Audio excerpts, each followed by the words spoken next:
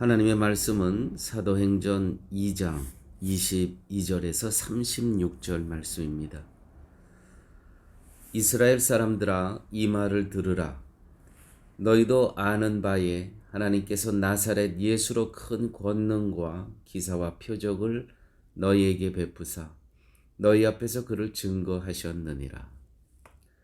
그가 하나님의 정하신 뜻과 미리 아신 대로 내어준 바 되었거늘 너희가 법 없는 자들의 손을 빌어 못 박아 죽였으나 하나님께서 사망의 고통을 풀어 살리셨으니 이는 그가 사망에서 매어 있을 수 없음이니라. 다윗이 저를 가리켜 가로되 내가 항상 내 앞에 계신 줄을 배웠으며 나로 요동치 않게 하기 위하여 그가 내 우편에 계시도다. 그러므로 내 마음이 기뻐하였고 내 입술도 즐거워하였으며 육체는 희망에 거두리니 이는 내 영혼을 음부에 버리지 아니하시며 주의 거룩한 자로 썩음을 당치 않게 하실 것이미로다. 주께서 생명의 길로 내게 보이셨으니 주의 앞에서 나로 기쁨이 충만하게 하시리로다 하였으니 형제들아, 내가 조상 다윗에 대하여 담대히 말할 수 있노니 다윗이 죽어 장사되어 그 묘가 오늘까지 우리 중에 있도다. 그는 선지자라. 하나님이 이미 맹세하사 그 자손 중에서 한 사람을 그 위에 앉게 하리라 하심을 알고 미리 보는 고로 그리스도의 부활하심을 말하되 저가 음부에 버림이 되지 않고 육신이 썩음을 당하지 아니하시리라 하더니 이 예수를 하나님이 살리신지라 우리가 다 일의 증인이로다. 하나님이 오른손으로 예수를 높이심에 그가 약속하신 성령을 아버지께 받아서 너희 보고 듣는 이것을 부어 주셨느니라. 다윗은 하늘에 올라가지 못하였으나 친히 말하여 가로되 주께서 내 주에게 말씀하시기를 내가 내 원수 내 발등상 되게 하기까지 너는 내 우편에 앉았으라 하셨도다 하셨으니 그런즉 이스라엘 온 집이 정령할지니 너희가 십자가에 못 박은 이 예수를 하나님이 주와 그리스도가 되게 하셨느니라.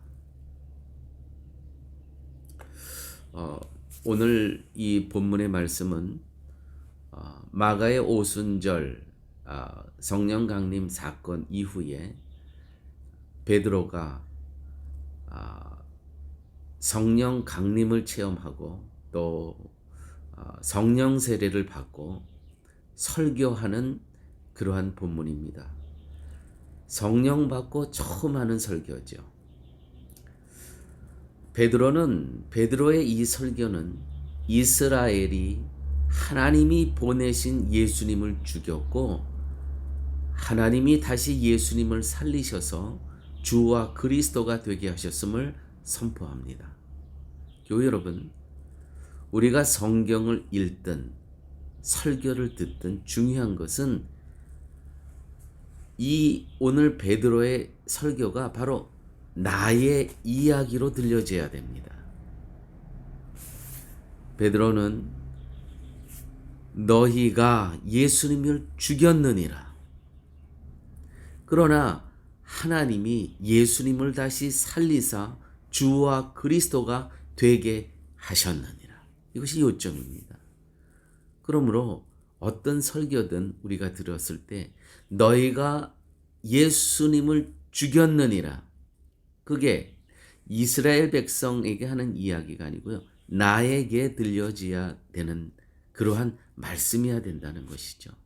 여러분, 우리가 설교를 들을 때 이스라엘에 대해서 하는 모든 이야기는 바로 나의 이야기입니다. 내가 해당되는 것입니다.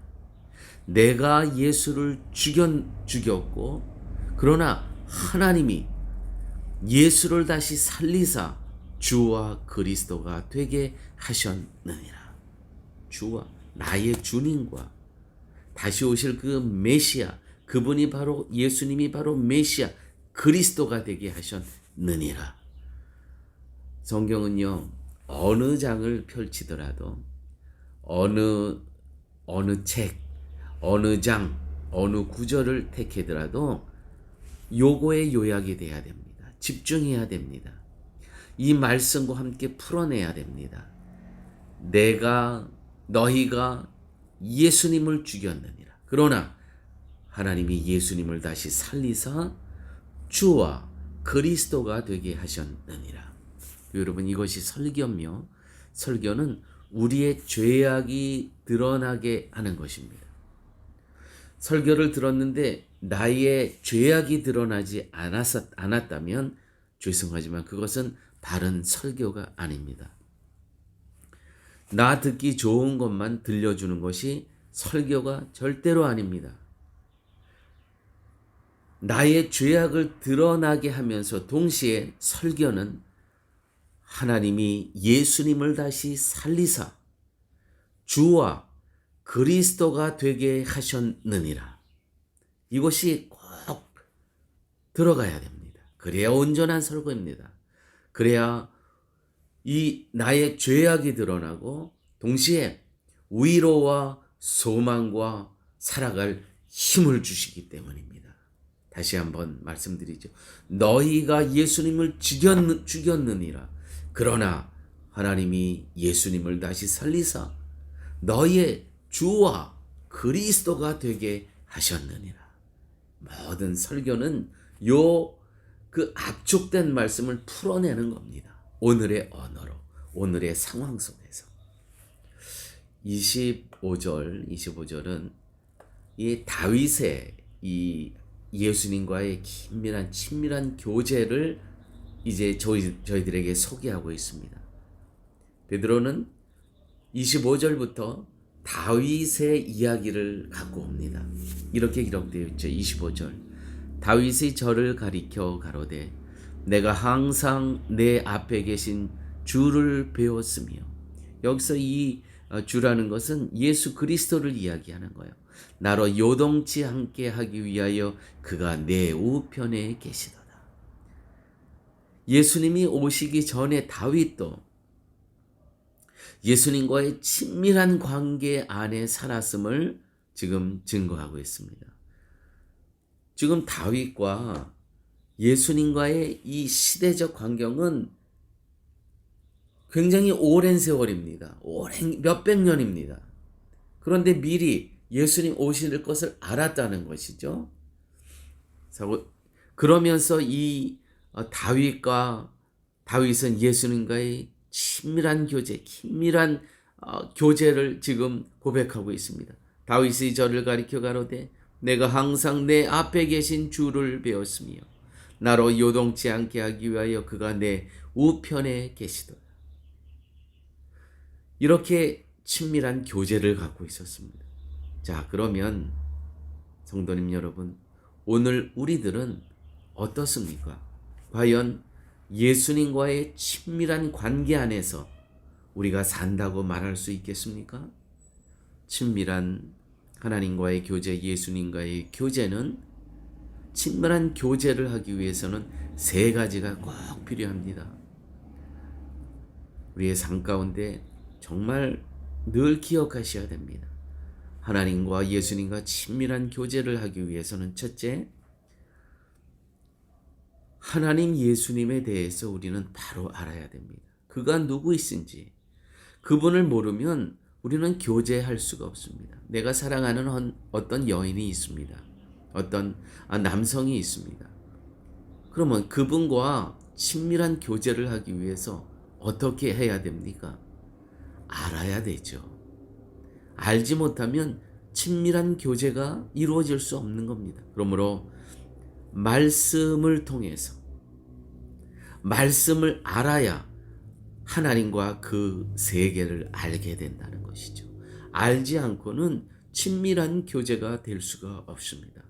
사랑하는 여러분, 그러므로 하나님과 예수님과 친밀한 교제를 갖기 위해서 말씀을 많이 읽으시고 묵상하고 외우셔야 됩니다. 그래야 친밀한 교제를 하실 수 있는 겁니다. 두 번째, 하나님과 예수님과 친밀한 교제를 하기 위해서는 기도를 해야 되는데, 기도가 풍성해지기 위해서는 말씀을 안 만큼만 풍성한 교제가 될 수 있습니다. 여러분, 메마른 기도가 있습니다. 메마른 기도는 성경을 내가 알지 못하면 할 이야기가 없는, 대화를 나눌 소재가 없는 겁니다. 그래서 기도가 퍽퍽하고요, 메마릅니다. 우리가 풍성한 주님과의 교제를 하기 위해서는요, 깊은 기도를 하기 위해 깊은 기도가 되어야 되는데, 그 또한 말씀을 알지 않고는 가능하지 않다는 것이죠. 그러므로 사랑하는 여러분, 우리가 주님과 풍성한 교제를 하기 위해선 기도 가운데 들어가야 됩니다. 그런데 그 기도가 풍성해지기 위해선 말씀이 필요하다는 것이죠. 세 번째는 하나님과 예수님과 풍성한 교제가 이루어지기 위해서는 의지와 헌신, 적용이 하나님과 풍성한 교제에 정비례한다는 것입니다. 다시 말해서 누구를 사랑하게 되면 내가 그분에 대해서 헌신하게 되죠. 내가 그분에 대해서 의지적으로, 나는 하기 싫지만 의지적으로 적용하게 된다는 것이죠. 사랑하는 여러분, 그러므로 하나님과 예수님과 풍성한 그런 친밀한 관계를 유지하고 그 친밀함을 관계를 갖기 위해서는 우리가 헌신해야 됩니다. 우리가 의지가 있어야 됩니다. 삶에서 적용을 해야 된다는 것이죠. 자, 그러므로 사랑하는 여러분, 하나님과 예수님과 깊은 친밀한 교제를 하기 위해선 말씀에 깊이가 있어야 됩니다. 왜요? 누구인지 알기 위해서 알아야 됩니다. 둘째, 깊은 기도 속으로 들어가야 됩니다. 그 기도는 또한 말씀이 없이는 풍성해질 수가 없는 거예요. 메마를 수밖에 없다는 것이죠. 셋째는 사랑하는 관계에서는 헌신이, 내가 사랑한 만큼 헌신합니다. 내가 사랑한 만큼 의지를 갖고 그 말씀을 적용하고 실천하게 된다는 것이죠. 이렇게 말씀과 기도와 의지를 통해서 하나님과 예수님과 깊은 교제 속으로 들어가시는 성도님들 되시길 바랍니다. 신앙생활은 예수님의 죽으심과 부활하심을 근거로 삼는 것이 신앙생활입니다. 그냥 무턱대고 아무 생각 없이 주일이니까 교회를 나오는 것 말고 교회로 모여야 할 분명한 근거를 가지고 있어야 됩니다.